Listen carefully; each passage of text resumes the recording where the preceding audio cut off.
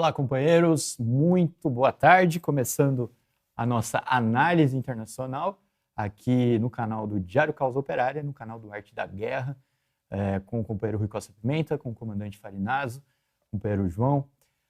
Bom, estamos começando aqui o nosso programa, né, companheiros? E alguns recados são importantes. Primeiro, aqueles básicos. Não se esqueça de verificar se você está inscrito em ambos os canais, Arte da Guerra, Diário Causa Operária. Se inscreva e divulgue para os seus amigos se inscreverem também. Curta o vídeo também nos dois canais e compartilhe à vontade aí nas suas redes sociais para nos ajudar a aumentar o número de visualizações do nosso programa. Além disso, você pode contribuir conosco de várias maneiras, né? Pode mandar superchat, super sticker aí nos dois canais, a gente fica de olho aqui no chat. Pode se tornar membro assinante dos canais também. E no caso do Diário Causa Operária, a gente pede especificamente para que você seja membro através do Catarse. É uma maneira, aí é só acessar aí o link, celtv.org.br/membro. É uma maneira de você se tornar membro sem que a gente fique dependente do YouTube. Né? Tem dois motivos especiais aí. Primeiro, que as taxas do Catarse são menores, são 15% contra 30% do YouTube. E segundo, o problema da censura, dos algoritmos, etc. Né? Nós ficamos aí, no caso, o canal da Causa Operária TV ficou aí meses censurado pelo STF, então a gente não pôde arrecadar nenhum valor enquanto isso acontecia. O nosso canal de cortes da CELTV foi desmonetizado aí pelo YouTube.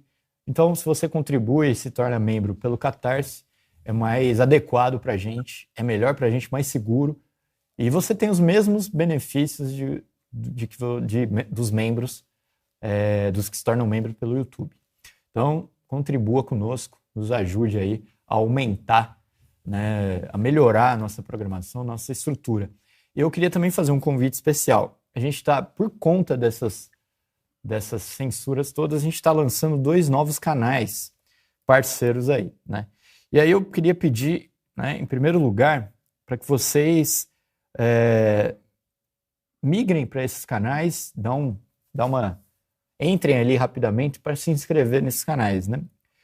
O Lives da CELTV, esse é um canal, e o outro canal é Cortes Causa Operária. Entra lá rapidinho, Lives da CELTV, Cortes Causa Operária, não sei se a produção consegue colocar aí no chat, na descrição também para o pessoal para facilitar para o pessoal buscar aí no YouTube.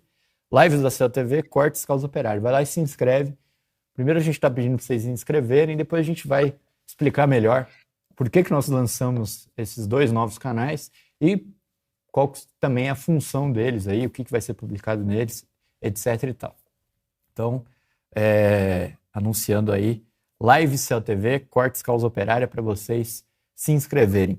Bom, é isso então, companheiros. Vamos começar aqui nossa análise internacional. Já passo para o companheiro João para fazer a primeira pergunta. Boa tarde, João. Boa tarde, Henrique. Boa tarde, comandante. Boa tarde, Rui. Hoje nós temos muita coisa para falar. Eu queria começar aqui com Venezuela. O governo do Joe Biden nos Estados Unidos acabou de deixar expirar uma liberação das sanções que a Venezuela tinha recebido por conta do petróleo. No entanto, isso aí é uma retaliação à decisão da Suprema Corte venezuelana de bloquear a candidatura da Maria Corina. Lembrando aí que a substituta dela não vai participar da eleição porque perdeu o prazo da inscrição. Aí ele restabeleceu as sanções, mas aparentemente é possível que o restabelecimento das sanções seja uma farsa, porque a Chevron, que tinha sido autorizada no ano passado a operar na Venezuela, talvez consiga continuar operando e exportando petróleo para os Estados Unidos. Rui, como é que você vê essa meia volta atrás na questão das sanções e a crise na Venezuela, né? Maduro sofreu uma tentativa de assassinato, tudo. Bom, a primeira coisa que eu acho que chama atenção no caso da Venezuela é que o governo do Maduro, o governo venezuelano, o país inteiro, o povo inteiro, está sofrendo com sanções econômicas que levam o país à miséria, em nome de que o país é uma ditadura. Esse é o pretexto oficial, essa é a história oficial. Né? A imprensa, a grande imprensa brasileira, ela inclusive tomou a decisão de só se referir ao Maduro como ditador. Aí, enquanto essa farsa se desenrolava, veio um outro governo e matou 35 mil pessoas na faixa de Gaza. Quantas sanções foram aplicadas ao governo que matou 35 mil pessoas? Nenhuma. Na maioria, mulheres e crianças. Aí já não é mais um problema de ditadura, é um problema de crime contra a humanidade. O que foi feito contra o governo? Nada. Os norte-americanos, eles mandam bombas para ajudar a matar as crianças e as mulheres.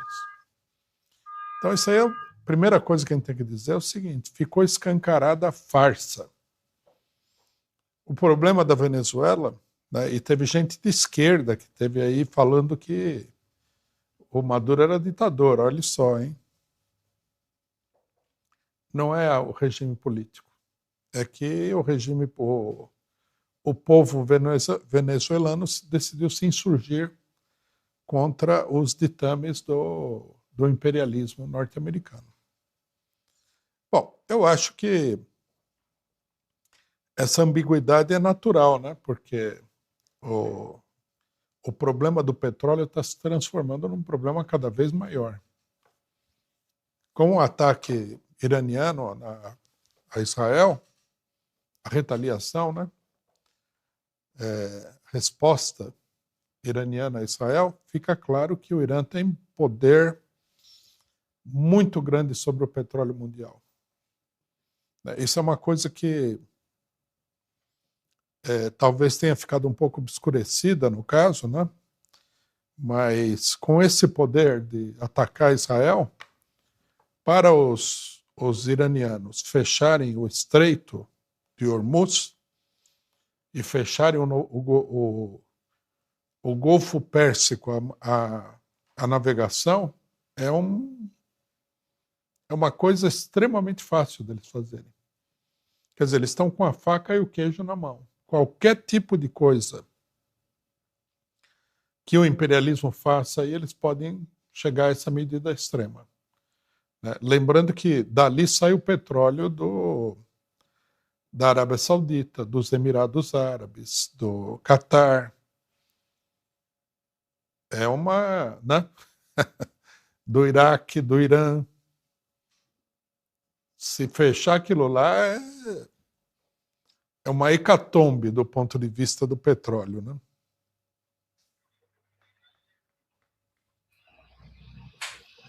Daí a flexibilidade, né? Do imperialismo em relação à Venezuela. Comandante, como é que você vê essa situação venezuelana? Olha, João, eu vou pegar carona no que o Rui falou. O problema todo chama-se petróleo.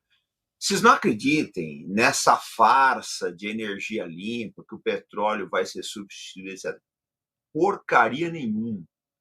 Tá? O mundo mata e morre por causa de petróleo. Essa é a grande verdade. Não tem como fugir disso no momento. É inviável no momento, né, dado o nosso grau de avanço tecnológico, é inviável qualquer outra matriz energética de grande escala que não seja o petróleo. Porque eu lembro o seguinte, o petróleo não é só energia. O petróleo também é matéria-prima para uma série de coisas. Nós estamos fazendo essa live aí, tá? A capa da mesa que vocês estão usando vem do petróleo. Esses computadores aí, eles têm, né, o frame dele é de plástico, vem do petróleo. Então não tem como mexer nisso daí. Eu acho o seguinte, o Biden está pisando em ovos, tá? Ele não quer uma guerra no Oriente Médio, porque ele sabe que o petróleo vai lá para cima, a eleição dele já era se isso acontecer. Tá? Então, ele precisa do petróleo venezuelano, é outra coisa. E se vocês olharem bem, a gente precisa olhar sempre o big picture da coisa, né? Essa votação que teve na Câmara Americana, sábado, essa liberação desse dinheiro, teve 2 vencedores. Biden, eu não tenho dúvida disso, os republicanos, na minha opinião, caíram numa armadilha, e Israel, né? Porque Israel ganha fôlego agora, ele estava numa situação bastante difícil, Israel estava quase nas cordas, ele ganha fôlego para continuar a guerra. O pessoal está dando muita atenção na Ucrânia. Ah, vai não sei quantos bilhões para a Ucrânia. Conversa, eu acho que a Ucrânia não tem salvação.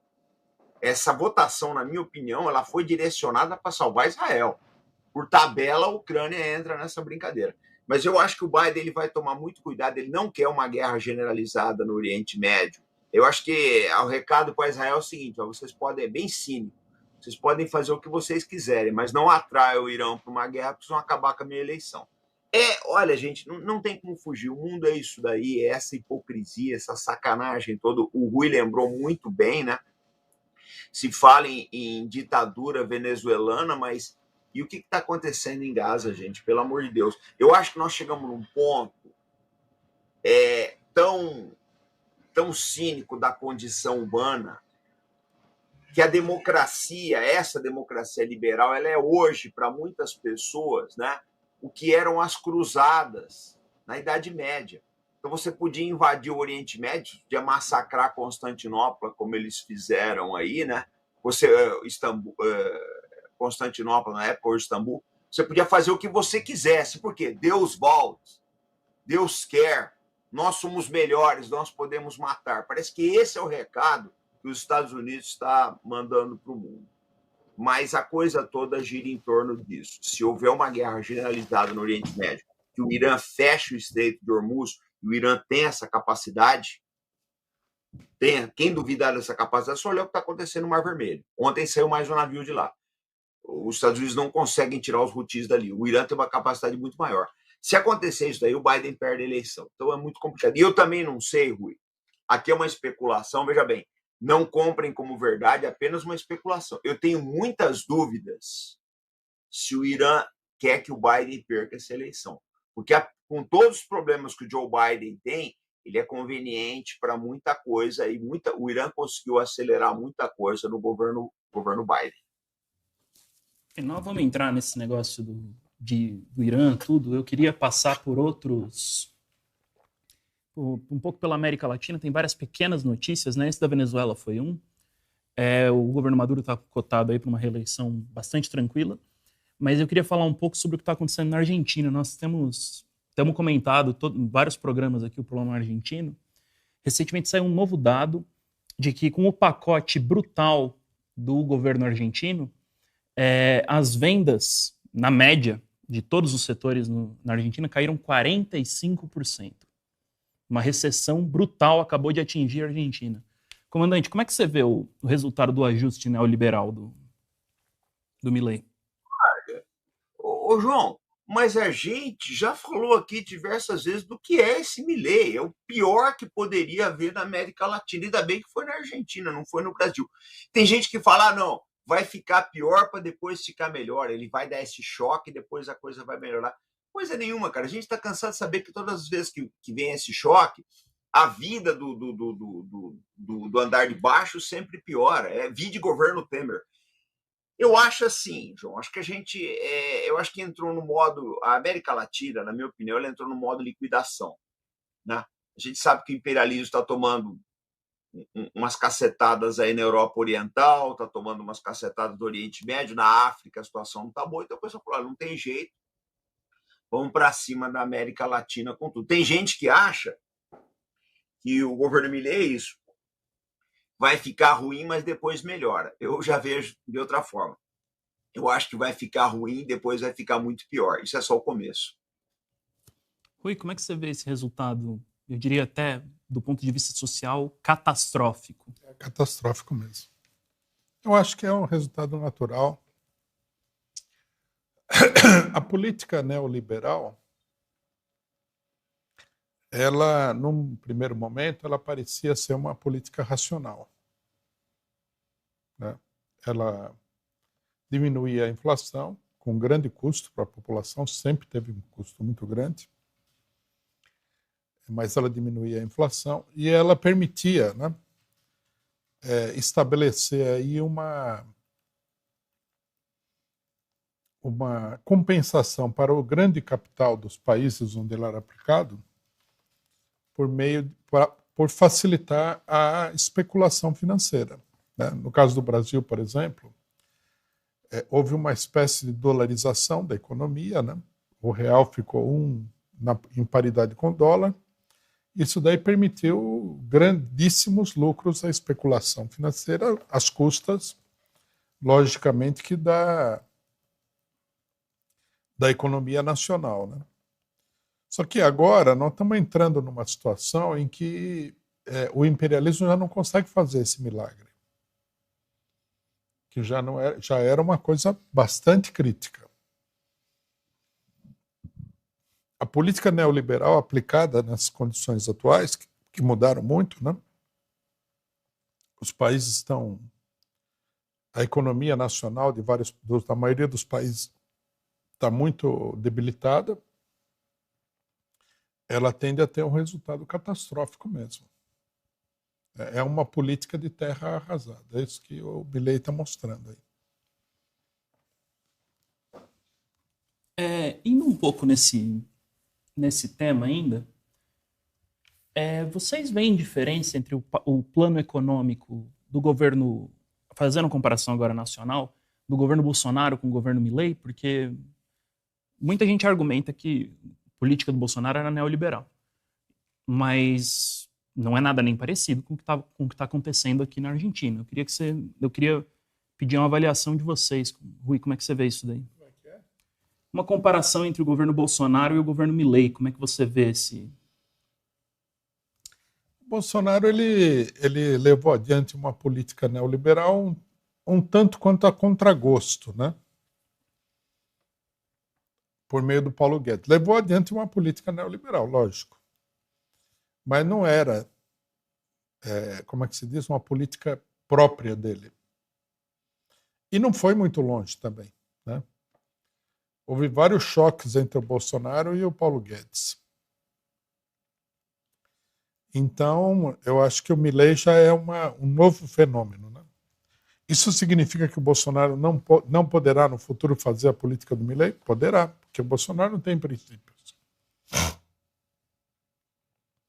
Ele pode facilmente fazer essa política aí. Mas ele não fez, em parte, porque não havia um consenso dentro do governo, né? Embora a burguesia aplaudisse o Paulo Guedes o tempo todo, não havia um consenso dentro do governo sobre a aplicação da política neoliberal de forma mais radical. Comandante, indo para um outro aspecto desse plano econômico, você considera que o chamado globalismo, o imperialismo, ele se beneficia dessa política econômica? Não tenho dúvida disso, né, João? Esse pessoal vive da exploração, né? A coisa funciona na base da exploração. Eu vi um amigo meu colocou uma frase que eu achei fantástica, né? Eu não me lembro de quem é o autor dessa frase, eu não lembro, seu C.K. Chesterton, eu não lembro quem é o autor dessa frase, mas ele é maravilhoso. Eu fiquei milionário com trabalho duro. Alguém perguntou de quem? Porque, na verdade, é isso. Se você não explorar, você não chega lá. Agora, o que a gente vê? Você já notou o que está acontecendo? Olha só. Para pensar uma coisa. Vamos pegar o quadro americano, para você não dizer que a gente está... Vamos pegar o país mais capitalista do mundo, que é os Estados Unidos. Você tinha nos anos 1960 o Teamsters, né, que é o sindicato dos caminhoneiros, que ele elegeu um presidente da República. Essa que é a verdade. O Teamster, na época do Jimmy Hoffa, elegeu um presidente da República. Tinha uma força tremenda. E outros sindicatos também. Vai ver o que são os sindicatos hoje nos Estados Unidos. E quem é que começou a quebrar a perna dos sindicatos? Foi o governo Ronald Reagan, né? Amado, idolatrado por esse pessoal aí que não conhece a história americana. Então, eu acho que essa foi a primeira fase. Se destruiu a força sindical, que era uma força importantíssima. A gente não tem dúvida disso, né? O sindicalismo é um ingrediente poderosíssimo e muito importante das democracias. Vai vendo, destruíram isso. Aí você vê numa segunda cacetada, como você já não tinha mais a entidade sindical para fazer essas defesas, o pessoal avançou em cima dos direitos sociais. Então você vê o seguinte: Estados Unidos, a gente tem até que sair de lá, né? Porque tem aquela história que é conhecida nos Estados Unidos, que o sujeito que é atropelado, que ele não quer que chame a ambulância, que ele sabe que ali ele já vai morrer com $1.500 ou mais. Então, você vê como é que é. Um país que gasta 300 bilhões da guerra na Ucrânia, Se você for atropelado na rua, você não tem nem o SAMU gratuito para você. Vai vendo. Aí vem a outra parte. Você vai empurrando a idade para o caboclo. Você arrebentou com os sindicatos, você arrebentou com a assistência social, e agora você tem a seguinte pérola, né? Você vai se aposentar com 62 anos, depois 65, depois 70, depois alguém vai chegar para você e falar, você não se aposenta mais. Então, na verdade, o que está acontecendo? Uma concentração de renda brutal nessas grandes corporações, tá? Em detrimento de todo o resto da humanidade, meu amigo. Se você não pertencer àquele 1%, aquele 0, qualquer coisa, você está ferrado. E está ficando pior a cada ano que passa. E a gente parece que já não consegue mais raciocinar contra isso. As pessoas acham que é justo e normal isso. Que é justo e normal você ter todos os seus direitos espoliados. Eu acho que a Argentina é um teste, né? É um teste. E daí eles vão tentar exportar essa fórmula aí para todo o resto da América do Sul. Para nossa sorte, o Brasil é maior, é mais plural e ainda tem muitas forças democráticas ainda que resistem a essa onda. Mas vocês podem apostar, vai aumentar o número de pobres no Brasil, né? Não sei se na mesma proporção que está aumentando na Argentina, mas a gente vai ver muito sofrimento. Só para fechar, botar a cereja do bolo. Eu vi uma estatística hoje, tem 650 mil sem-tetos nos Estados Unidos, 650 mil. Então você para pensar o seguinte, num país, né, que tem a maior força armada do mundo, que gasta 300 bilhões de dólares com uma guerra do outro lado do mundo, é de pensar que democracia é aquela, né? Perfeito. A gente tem esse negócio, vou fazer aqui uma ligação. O Congresso americano, perguntar para o comandante, aprovou um pacote que a gente diria que é o pacote da guerra. 91 bilhões de dólares, a Câmara aprovou e vai para o Senado, onde a aprovação é praticamente garantida. São 91 bilhões de dólares para serem distribuídos entre 3 países. Ucrânia, Israel e um outro que não é um país, que é Taiwan. Como é que você vê esse pacote que é para atacar os árabes, os russos e os chineses, tudo de uma vez, comandante? Considerando que a grande maioria do dinheiro está indo para a Ucrânia, né? 60 bilhões. Em termos, tá? Desses 60 bilhões, que vai chegar para a Ucrânia para comprar armas, é 13,8 bilhões, uma parte eles já gastaram, e parece que teve um acordo com os republicanos que esse dinheiro vai ser pago em lotes. Então, vai dar tempo aí, se o Trump quiser depois, se ele ganhar a eleição, dele frear um lote desse aí, uma parcela, ou dele cobrar a Ucrânia, etc., né? Mas o que vai chegar mesmo para a Ucrânia é uma quantidade de... Na minha opinião, eu posso estar errado, veja bem, gente. Eu estou dando só uma opinião, eu não sou dono da verdade. Estou dando uma opinião, né? A gente faz análise, é o que eu acho. Eu acho que esse pacote só saiu por causa da retaliação do Irã. E o pessoal viu que Israel está nas cordas mesmo, não vão aprovar. A Ucrânia entrou de carona nessa brincadeira. Eu não vi nenhum analista sério nos Estados Unidos e na Europa achar que esse pacote, a não ser aquele pessoal que vive no mundo da fantasia, né? Mas eu não vi nenhum analista sério na Europa e nos Estados Unidos achar que esse pacote vai salvar a Ucrânia. Na minha opinião, esse pacote foi feito para salvar Israel. E talvez salve a eleição do Joe Biden. Eu acho que nisso os republicanos ou deram mole ou traíram o Trump. É o que eu penso. Agora, assim, a gente tem que olhar uma coisa, né?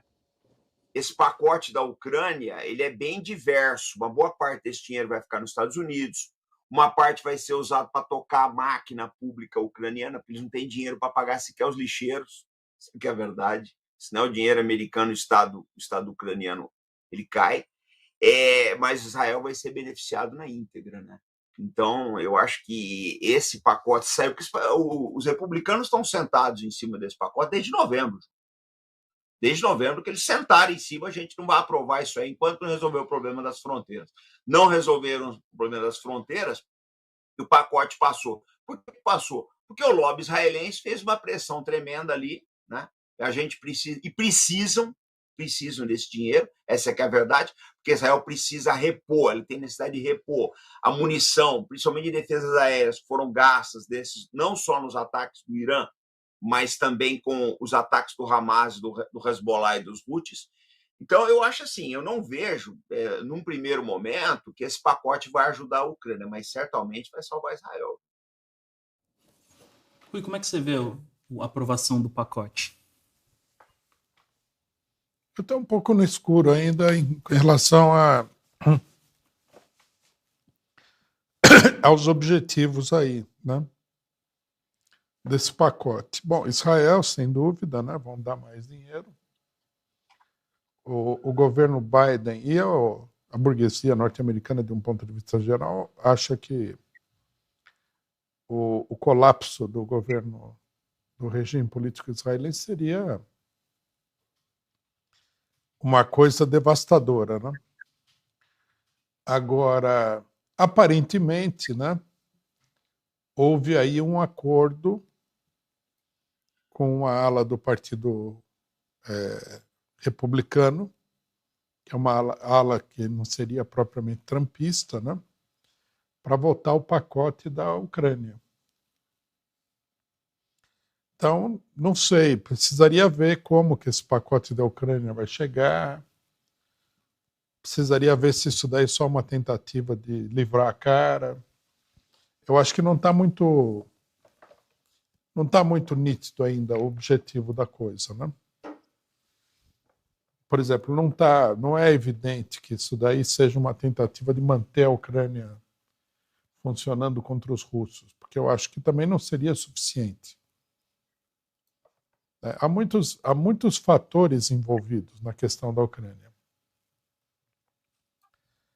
Então, até agora, né, o governo norte-americano não conseguiu aprovar nenhum pacote a favor da Ucrânia por causa da obstrução da bancada republicana. Por que eles conseguiram aprovar agora? Qual foi a negociação? Né? Isso não está claro. Eu também sou obrigado a reconhecer que eu não fui atrás de ler os jornais sobre esse problema para ver por que eles aprovaram esse pacote. Né?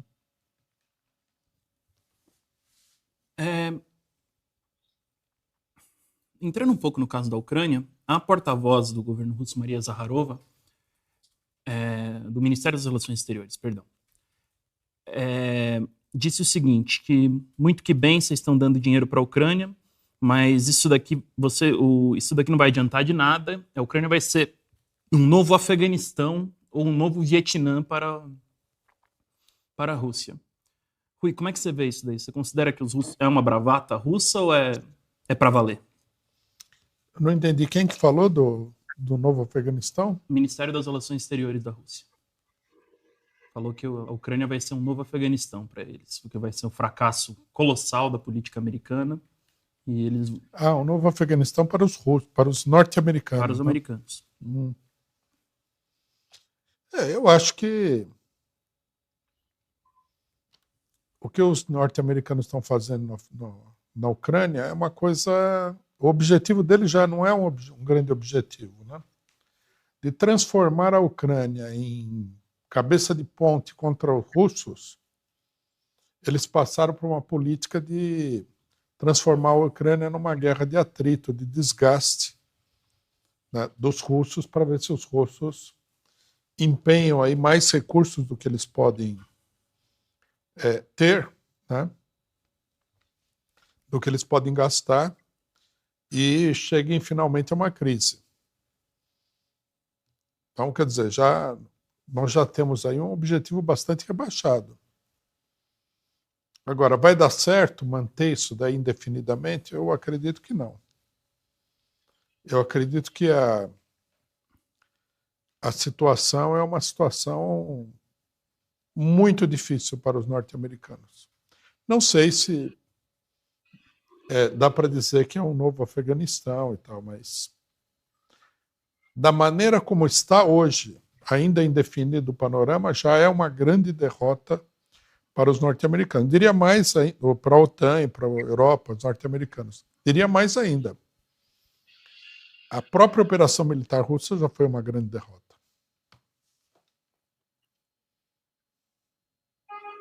Comandante, como é que você vê essa declaração? A Maria Zakharova ainda adicionou o seguinte, que muito que bem vão vir as armas, mas não tem soldado para lutar. Eles estão a política de lutar até o último ucraniano.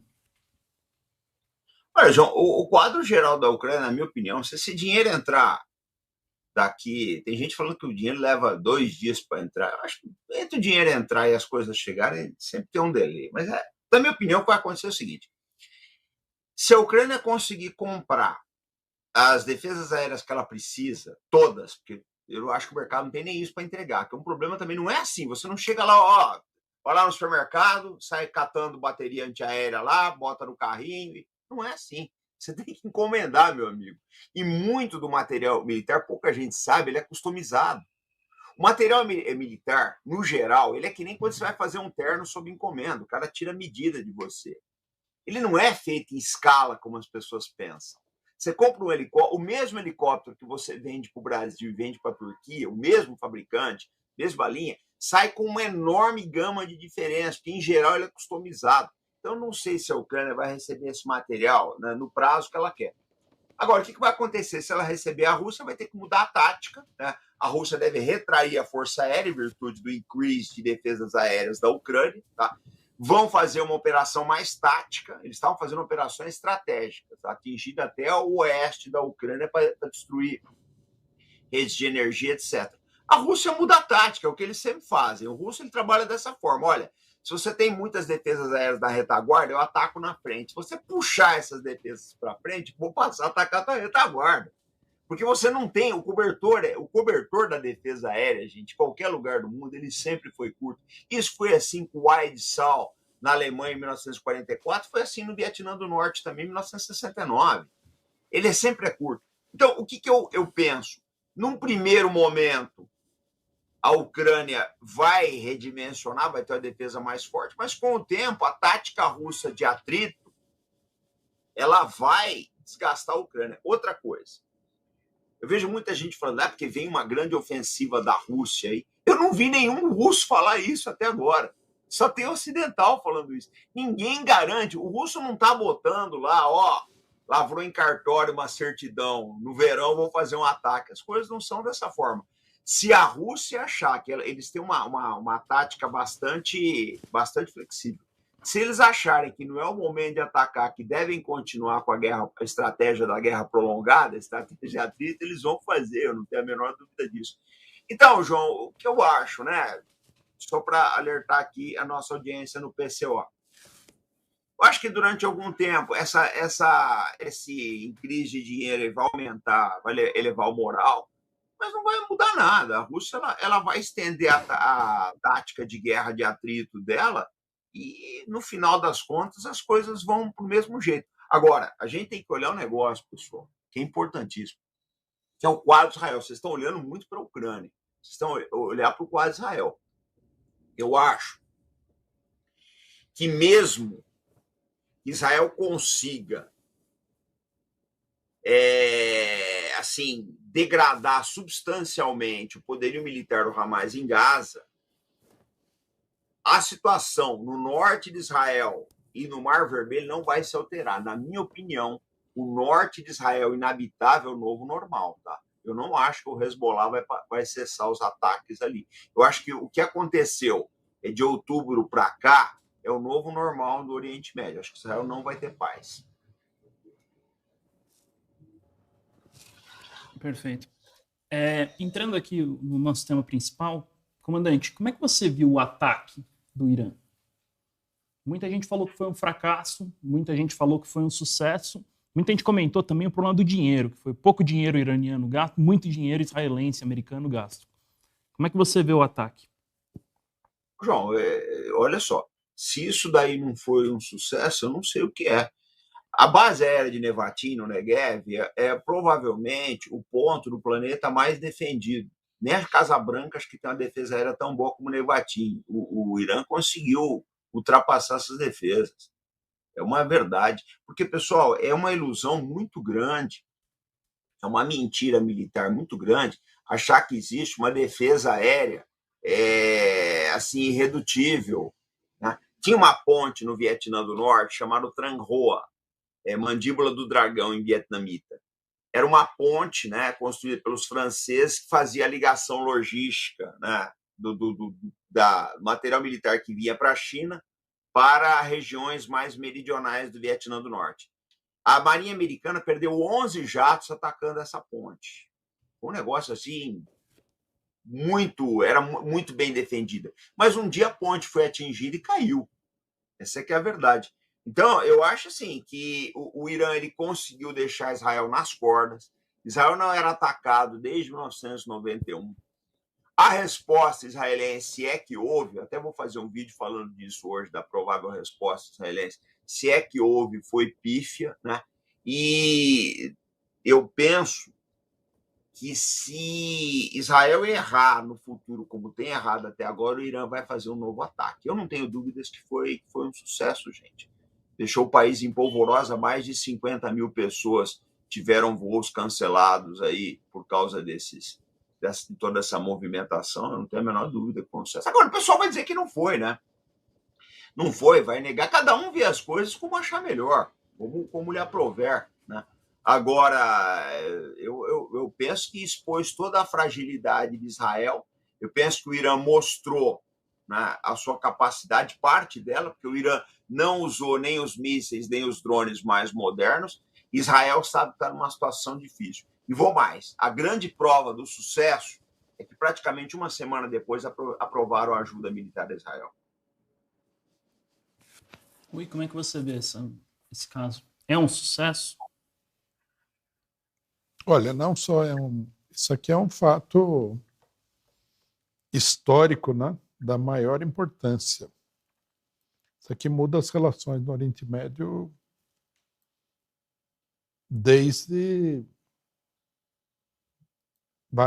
para ser bem modesto, desde a fundação do Estado de Israel em 1948, no mínimo.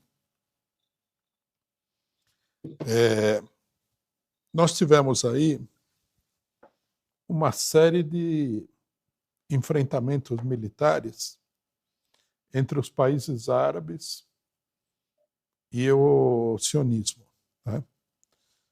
Em todos eles, o sionismo se deu muito bem.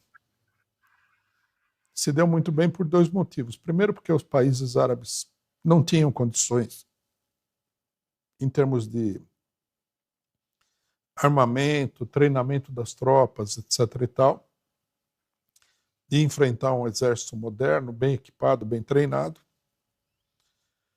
E segundo, devido ao apoio do imperialismo, né? Então, Israel se transformou assim num cão de guarda do imperialismo na região. O pessoal tentava desafiar a situação no Líbano, eles iam lá e se unificavam com a extrema-direita libanesa para atacar a esquerda libanesa. Faziam isso na Síria, faziam isso no Iraque, né? No Egito, fizeram isso daí em tudo quanto foi lugar. Então, era uma situação, né, para as pessoas que acompanharam isso aí como eu, durante muitos anos, era uma situação angustiante.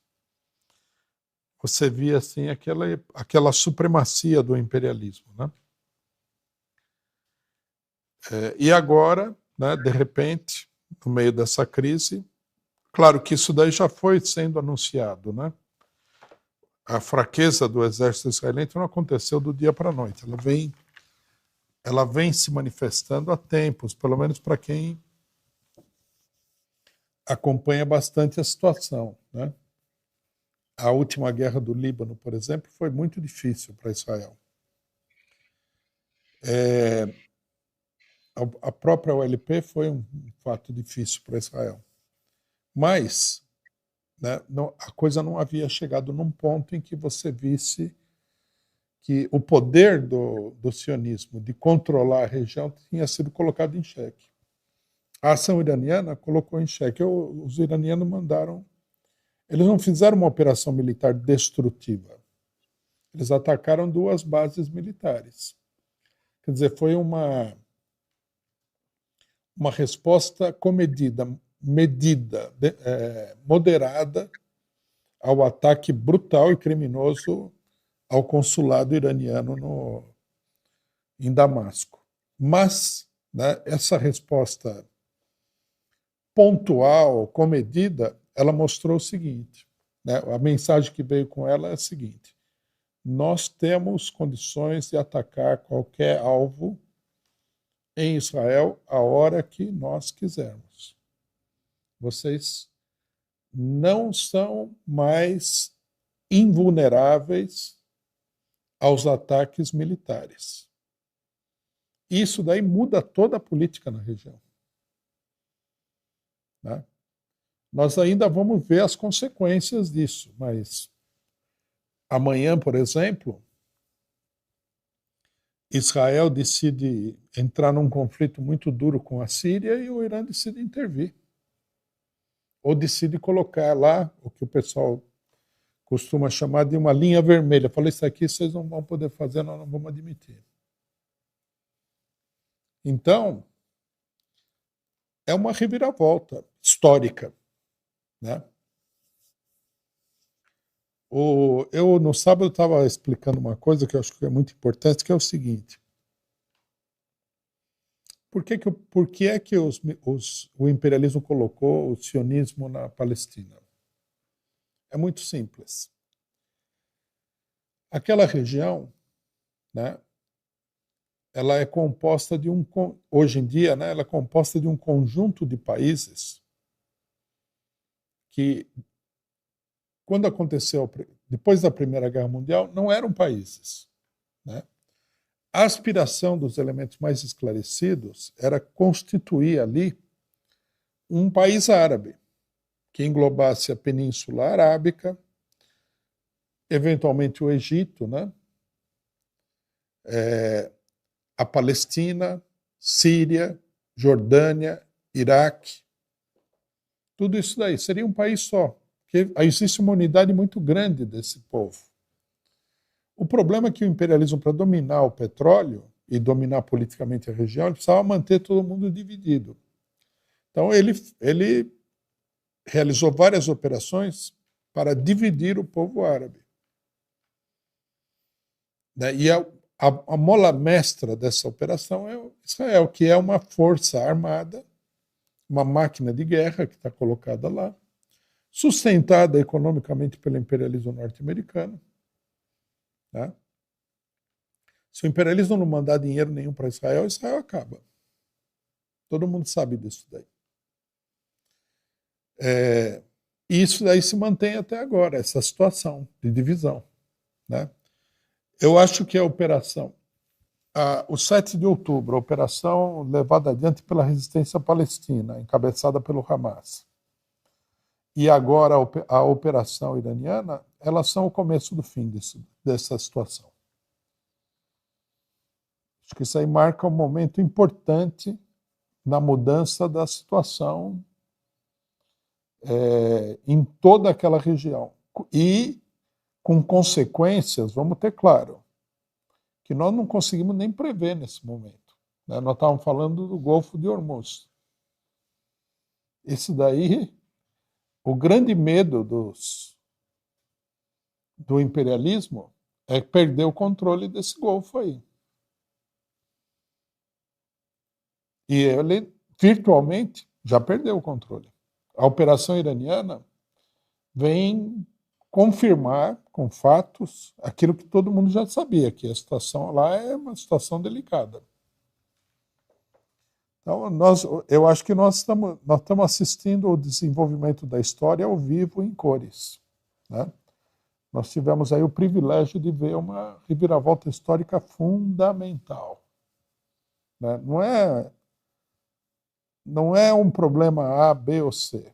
É uma mudança muito radical nas relações. E, na minha opinião, essa mudança vai levar ao colapso do Estado de Israel.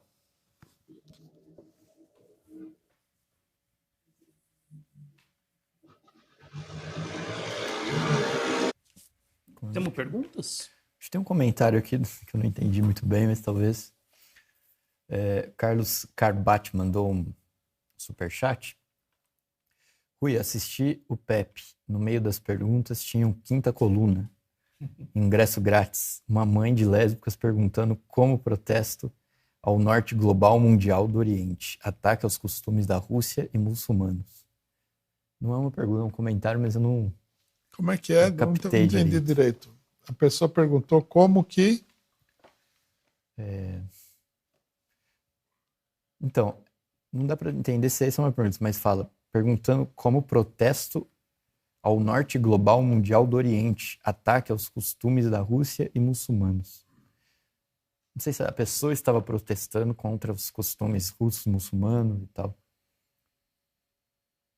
Mas eu não entendi direito a formulação aqui. Companheiro,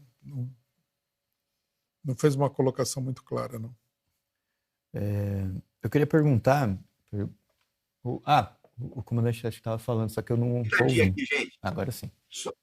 Só pitar de açúcar aqui. Caiu o chefe da inteligência militar de Israel, que é o Aron Aliva, tá? Então, o que acontece? O Aron Aliva é um general de brigada de 56 anos de idade.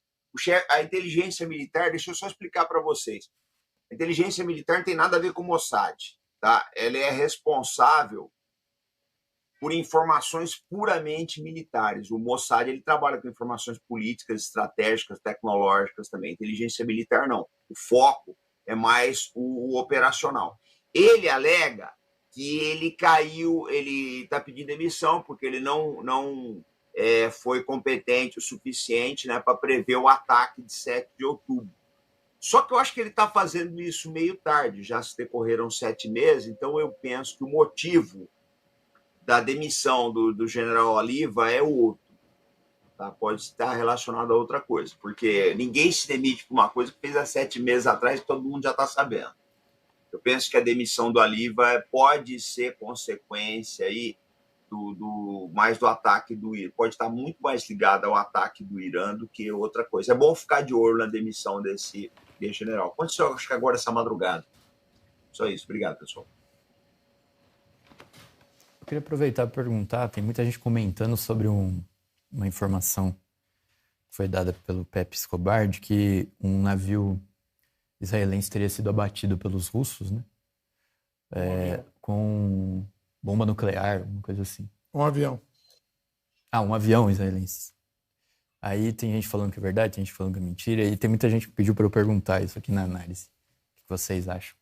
O problema é que como confirmar isso daí, né?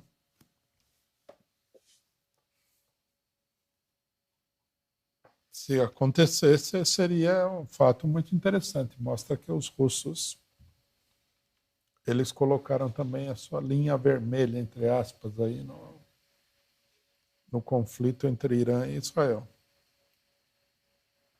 Mas eu não sei se isso aí é verdade. Comandante? Eu passo essa.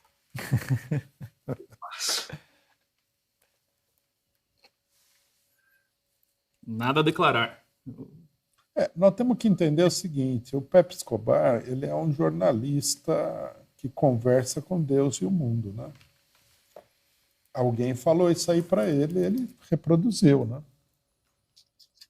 Talvez ele confie bastante na pessoa, não sei eu não sei também como é que ele colocou. Mas tem que levar em consideração isso, né? Na política tem muita fofoca, muita conversa,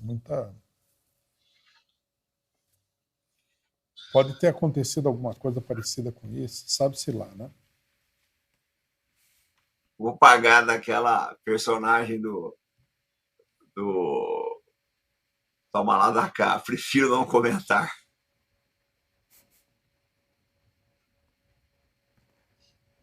Tem mais alguma coisa aí, João? Eu queria perguntar, nós temos uma notícia aqui sobre a Ucrânia interessante. Num momento inovador aqui, comandante, o ministro da Justiça está considerando criar unidades militares com os presos ucranianos para construir fortificações, etc. Como é que você vê? Historicamente, quando o pessoal começa a fazer essas coisas, significa que não está andando muito bem a guerra, né? Não tá. Eles falam que o Putin usa preso, etc.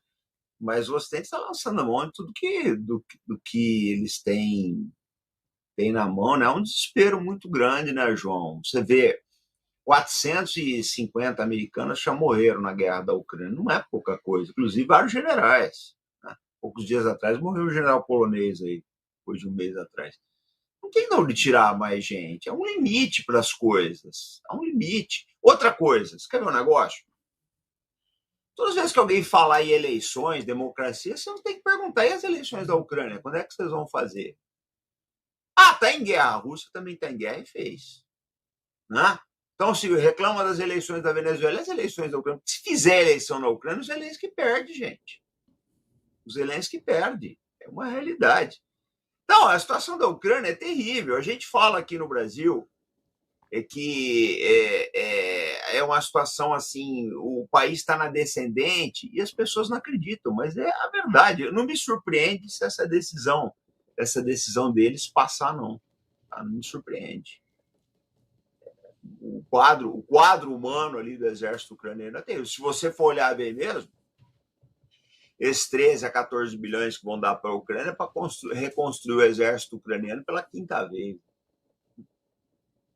Difícil. É sombrio o quadro deles. Rui, quer comentar a possível decisão de criar um batalhão de condenados? Eu acho que a operação que a OTAN iniciou na Ucrânia já reduziu o país a uma situação muito difícil, né? E a insistência nisso daí, né?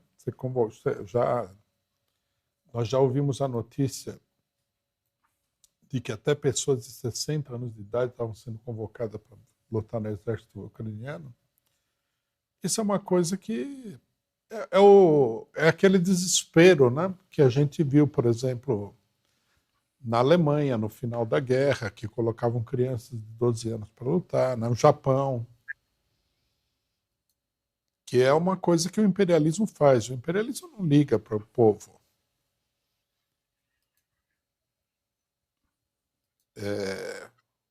Eles perseguem os seus objetivos usando o povo como carne de canhão, né? E é isso que está acontecendo aqui. Eles vão até o último ucraniano, né? Isso aí tinha uma piada no começo do negócio, mais ou menos no meio dessa guerra, que o pessoal falava: os Estados Unidos estão dispostos a lutar até o último ucraniano. E nós estamos vendo que a piada não era piada, era uma realidade, né?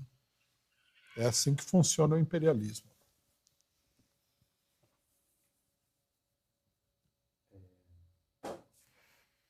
O RW Cláudio tem uma pergunta. No mundo capitalista, quem manda mais, o imperialismo ou o sionismo? Não. O sionismo é um piolho do imperialismo. Não vamos... O imperialismo... De saber onde termina um e começa o outro, né, Rui? Não, é um piolho. Não vamos... Se o imperialismo tirar a mãozinha lá, acabou o sionismo.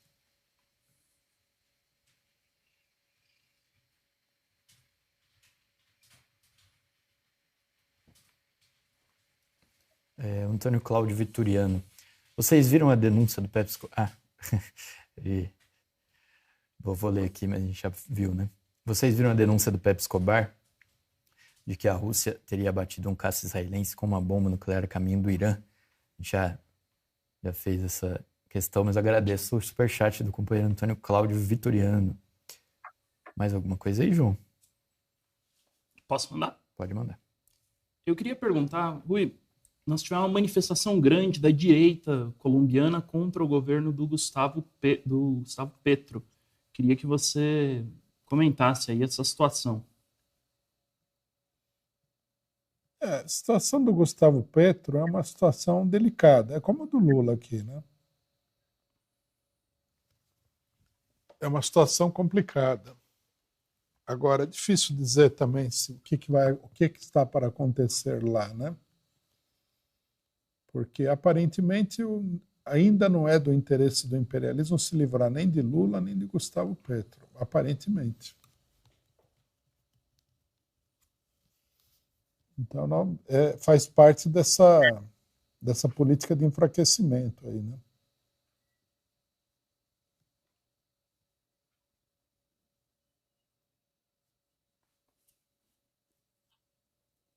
Comandante, quer comentar esse caso da Colômbia? Não, João, me falta aí elementos ainda para dar um parecer preciso. Mas, na minha opinião, assim, no geral, o que se quer na América Latina é povoar isso aqui de Mileis e Noboas da vida. Se quer isso aí. Projeto ideal, sonho ideal do imperialismo é esse. Vamos ver, né? Se eles conseguem. Me encher isso aqui de Noboa, Milei, aí eles ficariam felizes. Não sei se vai dar, mas o target deles é esse aí. Uma pergunta aqui para o comandante. A Polônia, o presidente da Polônia disse que a Polônia poderia ir hospedar armas nucleares americanas, que eles estavam considerando. Os russos falaram que se acontecesse isso, o exército russo tomaria todas as medidas necessárias para garantir a segurança da Rússia. Como é que você vê a declaração da Polônia e a resposta russa? Olha, João, eu acho o seguinte: se instalarem esses mísseis na Polônia ou deixarem de instalar, eu acho que não vai mudar o que a Rússia pretende fazer. Ela vai chegar no Dnieper, isso já é certeza, e é uma mudança de planos. O plano não era chegar no Dnieper, na minha opinião, não era chegar no Dnieper.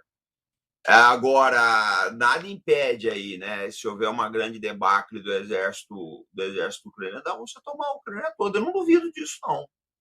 Da Rússia tomar a Ucrânia toda. Da Polônia, eu não duvido de nada. Eu espero isso daí mesmo. Essa elite polonesa é terrível, gente. Essa elite polonesa é terrível, sempre foi. Aquela parte oeste da Ucrânia, a Polônia, aquilo ali, olha, não tem o que fazer. Não tem o que fazer. Se você olhar bem mesmo, para pensar uma coisa: qual foi o único país fora da Alemanha que permitiu campo de concentração na Segunda Guerra Mundial? Foi a Polônia. Aí você fala, mas estava ocupada. Outros países estavam ocupados também, não se conseguiu instalar campos de concentração ali. É complicado. A Polônia é um caso bastante complicado, mas eu não acho que a Rússia vai tomar medidas ativas contra os poloneses, não. O negócio do russo é resolver o problema na Ucrânia, e a agenda deles está bem adiantada nesse sentido. Chegou aqui mais um superchat do William. Comandante, é correto afirmar que a estabilidade em Israel não seja estabelecida tão cedo em razão dessa mudança de paradigma acerca da demonstração de vulnerabilidade de Israel se defender de um ataque iraniano? Eu acho. Porque se você olhar bem mesmo, se parar para pensar, né? Vamos retroagir 50 anos. 57 anos, 56. 67, Guerra dos 6 Dias, Israel toma as colinas de Golã. Qual é o pretexto de tomar Golã? Olha, a gente está ocupando Golã porque os sírios poderiam instalar aí baterias de artilharia e bombardear aí o Vale da Galileia, o norte de Israel, etc. Hoje, esse argumento já não tem mais validade, porque o Hezbollah, sem controlar Golã, ele tem condições de atingir quase toda Israel. Então, eu penso, gente, eu posso estar errado, mas a tendência no futuro, Israel não tem mais sossego no norte. Como é que você vai viver ali numa situação, né, que a 40 quilômetros ali, 30 quilômetros, você tem um vizinho com 150 mil foguetes? Eu acho muito difícil. Eu temo que isso seja o novo normal do Oriente Médio. Né? Eu temo que isso seja o novo normal. Eu acho que, assim, a gente só vai ver uma perspectiva de alguma calmaria quando caiu Netanyahu. Aí vamos ver o que vem depois aí, como é que as coisas vão se acertar. Mas a situação de segurança de Israel não é boa, não. Pode piorar daqui para o final do ano.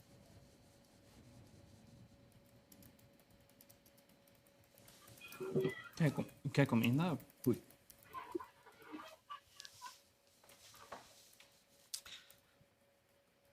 Eu acho que... Bom, nós já falamos disso daí, né? Eu acho que a situação israelense ela vai se transformando numa situação insustentável, né?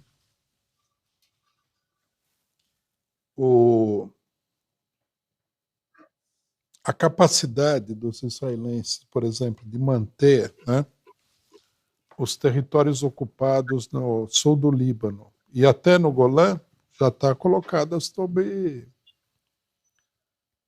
um ponto de interrogação. Vão conseguir isso daí? Eu acho que a guerra leva a uma... A guerra. O ataque iraniano levou a coisa...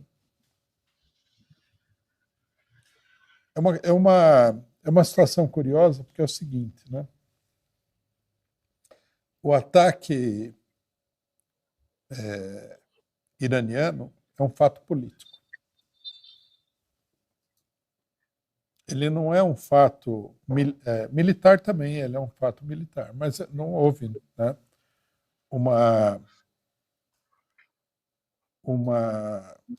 um efeito, né, militar importante.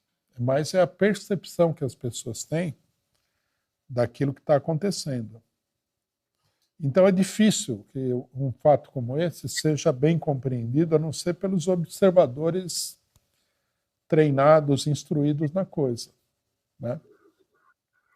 Quer dizer, é um resultado invisível, mas é um resultado acachapante. Acho que nós vamos ver nós estamos ainda observando a perplexidade do imperialismo e a perplexidade dos israelenses. Porque, se bem eles tivessem conhecimento da situação técnica, né,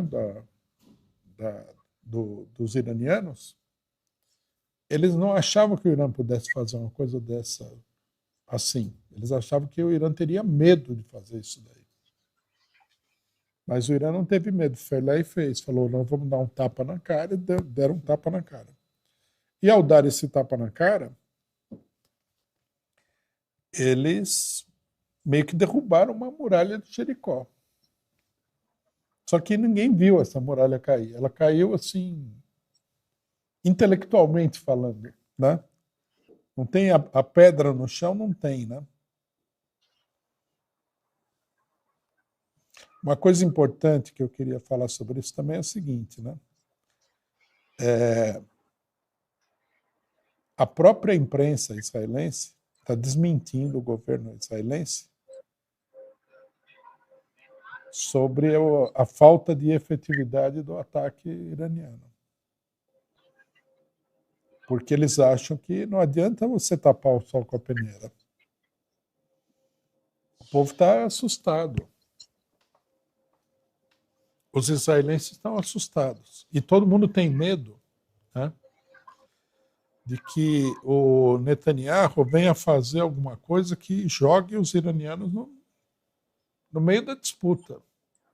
Eles têm muito medo disso daí. Isso é outro efeito do que aconteceu. Quer dizer, mudou muita coisa. Mesmo nós aqui que estamos acompanhando no detalhe, nós não estamos vendo o tamanho da mudança. Há muitos acontecimentos que são assim. Na hora você não percebe tudo, mas o efeito daquilo vai se reproduzindo, se aprofundando e se expandindo. Eu acho que esse ataque iraniano foi uma mudança geral da coisa. Deixa eu agradecer a Ana Rodrigues, que mandou um live pix. Este é um dos meus programas preferidos. Muito obrigado, companheira. William já foi. Eu tenho uma pergunta aqui do... Meu Deus, calma aí que eu tinha... aqui, ó. O Carlos Carbati, que tinha mandado aquele superchat, ele explica melhor aqui. Ele diz que entendeu que essa pessoa que perguntou do identitarismo deu a impressão que foi uma pergunta de protesto contra o Pepe Escobar, no sentido de que ele apoia russos e muçulmanos. Era um comentário dele, então, nesse sentido aí. Quer dizer, nós não podemos apoiar o cidadão porque ele é muçulmano. Eita, gente, o pessoal tem a cabeça torta mesmo, né? O Gerson Salles diz o seguinte: qual o mais provável, Israel ser expulso da Palestina ou uma guerra mundial? Eu acho que as duas coisas são prováveis. Comandante, você considera que nós podemos ver a Terceira Guerra Mundial? Alguns poderiam argumentar que com um conflito na Europa, no Oriente Médio, e talvez um prestes a explodir na Ásia, que a gente já está na Terceira Guerra Mundial. E até na América do Sul, né? E até na América do Sul. Mas você considera que é possível ver um conflito da proporção maior do que foi em 1939? Olha, João, nós estamos vivendo, né, uma situação de pré-guerra, eu não tenho dúvida, mas a gente tem que olhar assim, prospectar cenários, né? No cenário atual, Joe Biden, eu acho mais difícil. O Biden, com todos os defeitos dele, vocês vão me dar razão um dia, gente. Vocês vão me dar razão um dia. O Biden, com todos os problemas, tudo que você pode pensar de ruim dele, ele tem algumas linhas vermelhas. O Trump não tem. Então, eu acho o seguinte: se a gente está preocupado agora, espere chegar novembro. Esse aí não é um tema para a gente debater, né? Nós temos uma opinião um pouco diferente do comandante. É válido, mas esse vai ser um ano bastante. A gente vai ter muita coisa para conversar sobre as eleições americanas. Vamos ter que analisar bem isso aí. Sim. Só um detalhe aqui sobre o negócio do Irã ainda. Seria interessante ver o impacto psicológico que isso daí produziu sobre a população do Estado de Israel. Porque eu acho que muita gente está lá fazendo as contas, vendendo casa e tal, para tirar o time de campo. Porque o cidadão vai ficar lá sabendo que você tem ao lado, quase vizinho, um país que tem quase 10 vezes mais a população de Israel, que tem armas mais sofisticadas do que os israelenses, que tem o apoio de todo o povo árabe daquela região,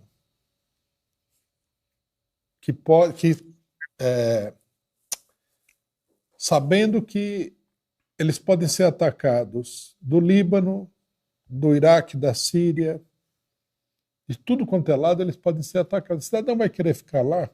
Porque, veja bem, esse negócio do domo de ferro, ele não é apenas um dispositivo militar.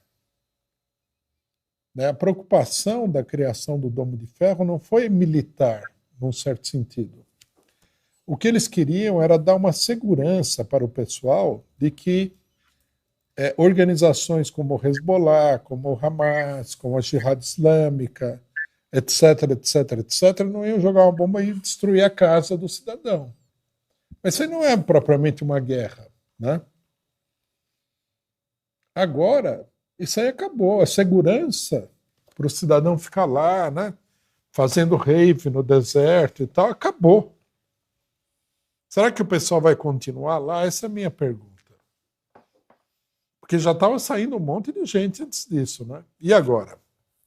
Não sei se era verdade, tem a propaganda, mas eu tinha visto várias fotos e vídeos do aeroporto de Tel Aviv cheio. Né? Cheio de gente, Isso antes do Irã atacar. Não, e vamos ter claro, o ataque iraniano deixou o país inteiro paralisado por uma semana, esperando o ataque. O pessoal viu, né, os drones iranianos atravessando a capital. Se você vê isso daí, você sabe que, a sua casa pode ser atingida também. Quer dizer, nós ainda estamos para ver o impacto total da coisa, né? eu tenho um convite aqui, Rui, do Imprensa de Destruição em Massa, perfil. Gostaria de convidar o Rui Costa Pimenta para uma conversa no nosso canal. Mando um abraço e parabéns pela iniciativa. Só entrar em contato com o João aqui. Perdão. Eu vou passar o contato para o João. Eles já entrevistaram o Larry Johnson. Essa turma aí é boa, viu, Rui? O pessoal promete. Deixa eu só falar uma coisa aqui sobre o Irã, que é bom conscientizar o pessoal. Gente, eu estou lendo esse livro aqui, escrito por um iraniano, a história do Irã em guerra, tá? Vai do ano de 1500 até 1988. No Brasil, a gente não tem noção do que é o poderio militar do Irã. Eu estudo sempre, eu estou sempre estudando dois exércitos que eu gosto de estudar muito, exército do Irã e exército da Rússia. A gente não tem noção no Brasil do que são as Forças Armadas do Irã e o que é a mentalidade militar dele, gente. Vai surpreender, como a Rússia surpreendeu. A Rússia surpreendeu nesses 2 anos aí, surpreendeu quem não conhecia o russo. Agora o Irã, o dia que vocês viram o Irã entrar em guerra, vocês vão ver o que é aquilo.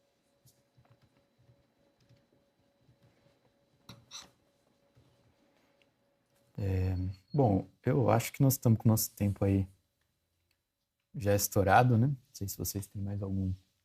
Tá mais do que estourado, mas tá boa a conversa. Tá boa. Eu não. Bom, nós também não falamos da campanha, né, Rui? Das campanhas. Vamos falar da campanha, então? Vamos lá. Bom, primeira coisa, queria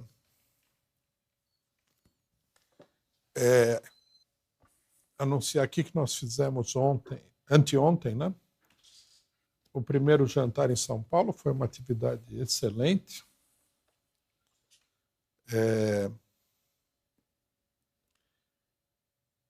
Muito animada, né? Mais de 80 pessoas. É a primeira atividade, nós estamos querendo fazer 3, né? Dessas atividades. Essa atividade é de arrecadação de fundos para a nossa campanha em defesa da Palestina e, dentro da defesa da Palestina, a defesa do Hamas. Nós, logicamente, né, nós temos que ter consciência de que a campanha no Brasil é nula. Ninguém quer saber do negócio. O pessoal está preocupado com outras coisas.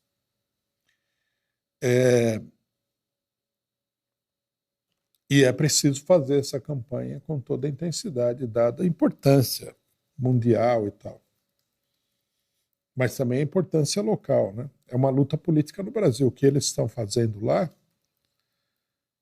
dá para perceber que tem um monte de gente no Brasil que apoia aquela monstruosidade. Se eles apoiam lá, eles apoiariam aqui também.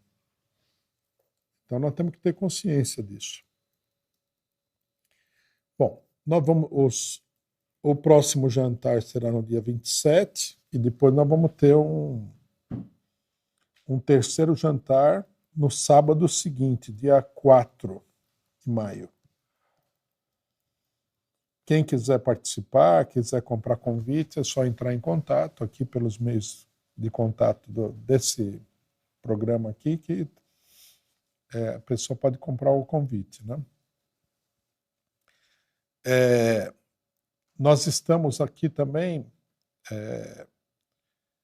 terminando aí o trabalho de edição dos vídeos, estão prontos, né? Vão ser colocados aí num site especial que nós estamos elaborando, e um livro a respeito da questão do Hamas. E fora isso, nós vamos lançar vários materiais sobre a Palestina, tá? Nós estamos discutindo aqui um plano de ação para intensificar a campanha da Palestina. Então, além do livro, que vai servir como campanha financeira, além do jantar, nós estamos pedindo para as pessoas que apoiam a Palestina que contribuam diretamente com doações, né? Através do endereço que está aí na tela, palestina@pixbr.net. Né? Contribuam, companheiros, porque não existe causa mais importante né, na defesa dos oprimidos, dos povos oprimidos, do que a causa palestina. A Palestina é meio que um símbolo da opressão que todos nós sofremos, né? Nós brasileiros aqui, que somos espoliados pelo capital estrangeiro, pelas potências estrangeiras, não podemos fazer nada, não temos direito a ter nada aqui. Nem empresa estatal a gente tem direito a ter. A Palestina é o símbolo disso daí, disso que nós vivemos, né? Por isso, também nesse sentido, é uma causa muito importante, é uma causa fundamental na vida de todo mundo. Todo mundo deveria participar, né? Porque faz parte da vida de todo mundo e tem uma importância grande, né? Então, nós estamos pedindo que os companheiros contribuam com qualquer tipo de quantia. Quem não tiver muito para contribuir, contribua com R$10, R$50, R$100, o que for. Teve gente que contribuiu com mais de R$1.000 para a campanha. Nós agradecemos todas as contribuições igualmente, porque todas elas são uma parte, né, dessa campanha que vai sendo construída aí a muitas mãos, né? Então, companheiros, contribuam, ajudem a divulgação da luta do povo palestino, a denúncia, né, ao debate que está sendo feito em torno da questão da Palestina. Nós somos uma pequena organização que, em termos de comunicação, nós temos inimigos poderosos. Mas, né, aquilo que nós temos a dizer é mais forte do que aquilo que eles têm a dizer. Porque o que eles têm a dizer, na maior parte dos casos, é mentira, são falsificações que encobrem uma realidade que ninguém quer ver, né, que eles não querem também que ninguém veja. O que nós temos a dizer é a verdade, é a defesa de causas nobres, é a defesa dos oprimidos, dos explorados, né? Não é a defesa de gente poderosa, muito pelo contrário. Então, se nós conseguimos fazer uma pequena campanha, mas conseguimos fazer uma campanha bem organizada, vai ter um efeito, terá um efeito, está tendo um efeito na consciência da população brasileira. Nós estamos, inclusive, queria aproveitar para informar aqui rapidamente, nós estamos fazendo essa campanha, inclusive, internacionalmente, né? Nós estivemos aqui nesse próprio sábado, né, num encontro internacional em Roma, onde nós distribuímos o material do Hamas. Causou uma boa impressão, distribuímos em português e inglês. E no dia 25 de abril, nós estaremos na comemoração dos 60 anos da Revolução Portuguesa, que foi de 20 de abril de 1974. Né? Vai haver uma... Hã? Acho que é 50. 50 anos da Revolução Portuguesa. 20 de abril de 74. Para quem viveu aquela época, lá foi um acontecimento extremamente importante. Foi importante também, em geral, né? Nós estaremos lá, vai haver gente de todo mundo nessa comemoração e nós estaremos fazendo a propaganda da Palestina também nesse acontecimento. Quer dizer, nós estamos fazendo uma campanha nacional e internacional. Então, companheiros, nos ajudem a fazer essa campanha, contribuam, mandem a quantia que vocês acharem que podem dispor, né, no endereço que está aí na tela, palestina@pixbr.net. Apareceu só mais um superchat aqui, acho que dá para responder rapidamente, o companheiro Sebastião. Por que o Irã não respondeu da mesma forma quando mataram Soleimani? Porque não havia chegado o momento de fazer isso daí. Quer falar, comandante, rapidamente sobre isso? Não, eu acho que é isso mesmo. Eu acho que o Irã não tinha ainda as ferramentas, né, e assim, a doutrina de resposta que eles têm hoje. Você tem que olhar uma coisa, gente, né? Hoje, por exemplo, atacaram diversas bases americanas. A trégua que as milícias pró-Irã no Iraque tinham, acabou. O Irã hoje está muito mais sofisticado. Para vocês terem uma base, os americanos têm cerca de 2.500 soldados no Iraque. As milícias xiitas têm 130 mil. Faça a conta. Né? As pessoas acham que o Soleimani morreu. Ele pode ter morrido, mas os frutos estão aí. Tanto que a gente está falando, a gente fala do Soleimani todo dia. Todo dia. Eu acho que o Irã, aquilo pegou o Irã de surpresa. Muita coisa foi remodelada em função... Eu falo que eu estou estudando o Soleimani esses dias, deve sair um trabalho no Arte da Guerra a respeito dele. Muita coisa foi remodelada de lá para cá. E hoje o Irã tem condições de responder. Tanto que respondeu com Israel, né?